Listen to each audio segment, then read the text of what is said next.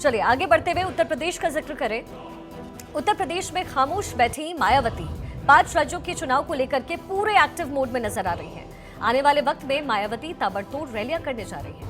मध्य प्रदेश और छत्तीसगढ़ में मायावती ने गोंडवाना पार्टी के साथ गठबंधन किया है, जबकि राजस्थान और तेलंगाना में बीएसपी अपने दम पर चुनाव लड़ रही है। मायावती तो 4 बार उत्तर प्रदेश के मुख्यमंत्री रह चुकी हैं।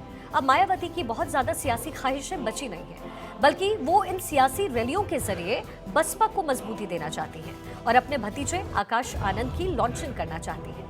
आकाश आनंद मौजूदा वक्त में बीएसपी के नेशनल कोऑर्डिनेटर के रूप में काम कर रहे हैं और साथ ही राजस्थान, छत्तीसगढ़, तेलंगाना और मध्य प्रदेश की जिम्मेदारी भी आकाश के कंधों पर इस वक्त है। लेकिन मायावती की रैलियां कहां कुछ होने वाली है, यानी मिनट टू मिनट में क्या है, कौन कौन सा वो दौरा है जो प्रमुख माना जा रहा है, उसकी डिटेल भी आपको देते हैं। मध्य प्रदेश में 6, 7, 8 और 14 नवंबर को मायावती की मौजूदगी होगी।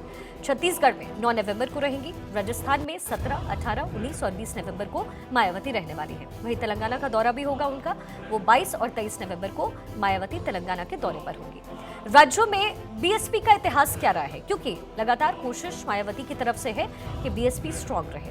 ग्वालियर, चंबल, बुंदेलखंड और विंध्य क्षेत्र में बसपा के पास मजबूत वोट बैंक और वोट बेस रहा है। 1990 से राजस्थान में किस्मत आजमा रही है बसपा।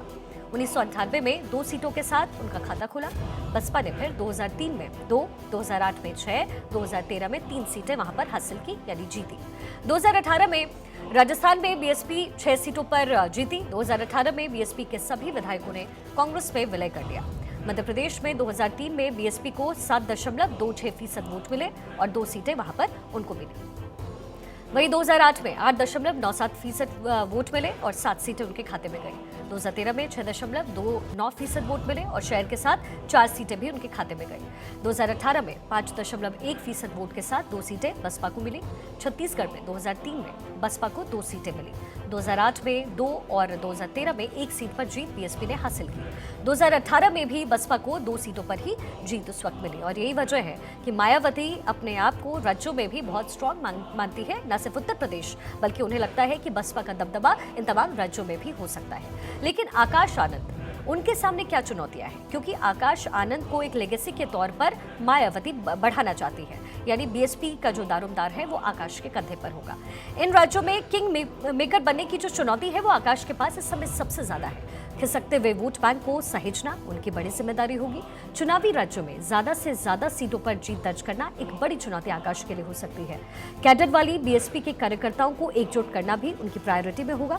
जीत के बाद विधायकों के टूटने को कैसे रोके, ये भी चुनौती होगी।